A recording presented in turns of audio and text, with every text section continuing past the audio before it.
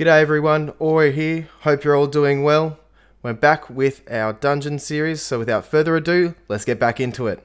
Now today we're looking at the dungeon Sanguine Depths, which is a 4-boss dungeon, with some of the bosses having mechanics that you really need to know, so we'll jump into it now and let's get started.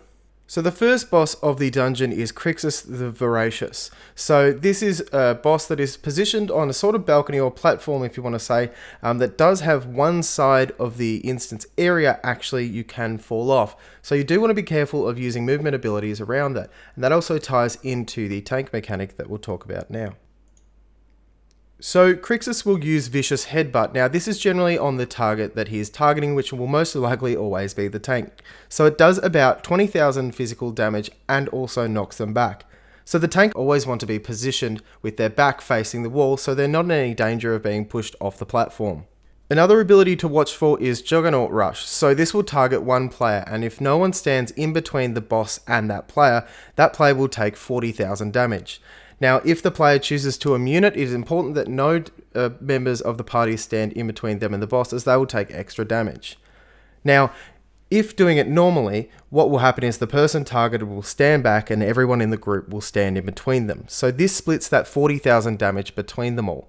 This reduces the amount of damage that is done to each player, which is quite significant for this fight, as you don't want to spend a lot of time topping up one or two players who have been severely damaged. The next ability to look at is Hungering Drain. So this is basically the only interruptible spell in the encounter. So it goes for about 3 seconds, but every 1 second it does a ticking stack of 2.3k damage, shadow damage that is. It is also important that you do interrupt this, as that every second that it is channeled for, Crixus gets a charge of Essence Surge. So Essence Surge is basically a buff to the boss, where every stack is 2% increased damage for 8 seconds. So this can stack, and this also comes off the next ability that I'm going to talk about, which is Severing Smash. So Severing Smash is the big ability of this fight that us healers really need to look out for.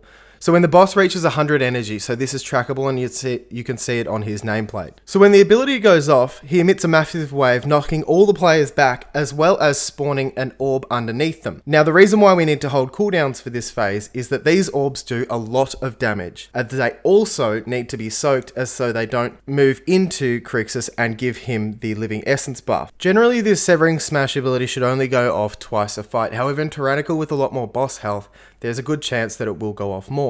So maybe it's a good idea to inform your group members that on maybe the first or the second smash that they use pots or something of that like. Now this boss is very manageable, provided that we do get these Severing Smashes done correctly and no one dies throughout them. Otherwise, all the other abilities are pretty tame. Now moving on to the second boss, who is Executor Tarvold. At the beginning of the fight, Tarvold will spawn 2 orbs of animas that circle around the circular prism and encounter area. One is on the inside of the room and one is on the outside of the room. Now it is imperative that you do not get hit by these, as it puts a curse debuff on anyone hit, reducing their haste by 25% as well as doing ticking shadow damage. Now these orbs are fairly easy to avoid, however it is important that your tank is aware of it and is moving the boss in tow. So do note that those are going on throughout the entire fight. Once you do get into it, it does kind of get into a bit of a rhythm and it does become much nicer. Tarvold's next ability, Castigate, is one that you need to note for anyone who gets targeted, that you will need to spot heal them quite intensely for the time that they are targeted. So what this does is basically puts a circle around them of 8 yards. They need to move away from all other players, and as it does 3,000 damage to anyone in them at that time. So it's important to note who gets this debuff and to make sure to spot heal them throughout the entirety of it, as it could almost kill someone very easily. So the final ability to talk about from this encounter is the Fleeting Manifestation that Tarvold spawns. So the Fleeting Manifestation will be spawned, and it is imperative for the group and even to yourself to maybe switch to do some damage to it to get it down as soon as possible. Now this is for a few reasons. Upon reaching 100 energy, the Fleeting Manifestation erupts, creating a pool of residue. The reason why it is important for the manifestation to be killed as soon as possible is that it also has Growing Pride, which while alive, each Fleeting Manifestation inflicts 1.5k damage to all players every 1 second. So this is a huge amount of raid damage coming out that we need to stop as soon as possible, otherwise the healing becomes overwhelming. So it's imperative that it is DPS down as soon as possible, but not only that, that everyone moves back from once it dies, because it releases the residue, to avoid as much damage as possible, all in time watching the anima orbs that are shooting around the room. Alrighty, so for the third boss is Grand Proctor Borrelia. The first ability is Iron Spike. Now this is where Borrelia summons forth 4 iron spikes that impale her current target, so that will be the tank, over 2 seconds. So that's 13k damage each half a second. So it's important to make sure when you see this ability going off to either use an external on the tank, make sure that they're using their cooldowns, but also you do have to spot heal them quite heavily. Another ability to watch out for is Agonize. So this targets a random group member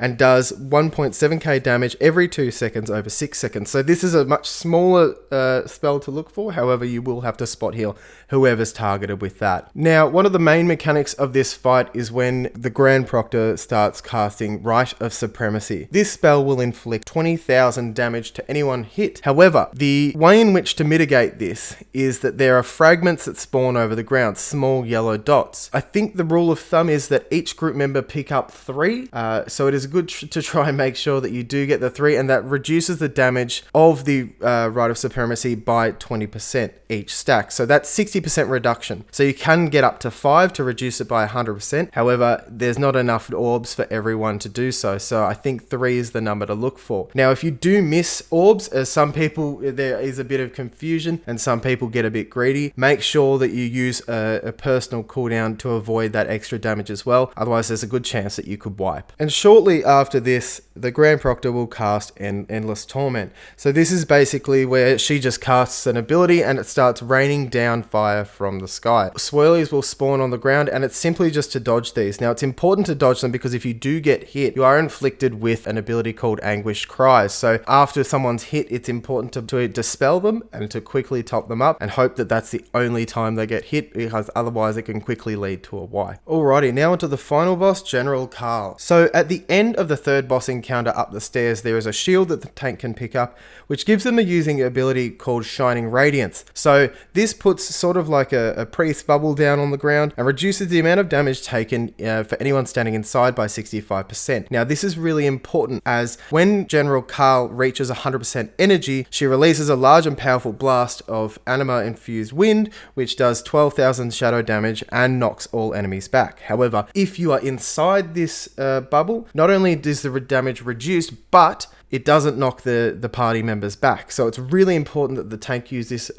properly, as well as the fact that everyone hops in it. Now, another thing to mention with the General Karl encounter is the fact that you're on a very small platform, a square. So again, be careful of using movement abilities, especially monks rolling around. You'd hate to roll off the edge there. Now, an ability that General Karl does cast, it will cast on 2 players, will be Wicked Rush. So this is where they're targeted, and it's a good idea for them to go and stand outside of the group, as what will happen is once it goes off, General Karl will rush to both of each of these players and do sort of a circular motion within 5 yards around them. So if anyone's standing near them, they will receive a bleed buff, and that's called Wicked Gash.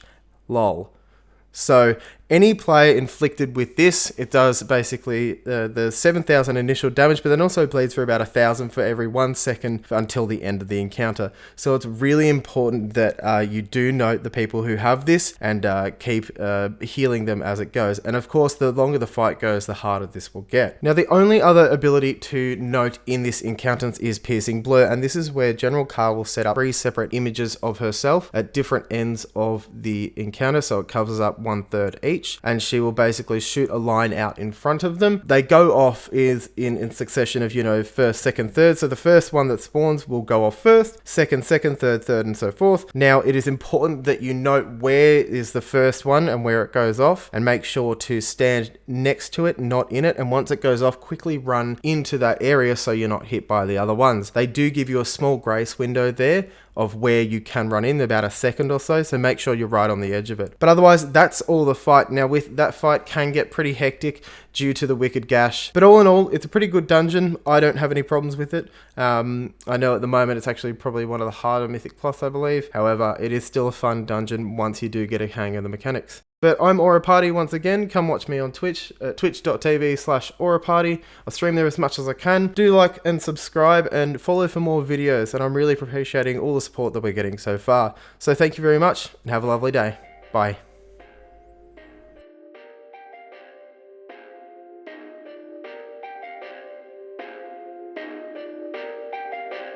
Perfect.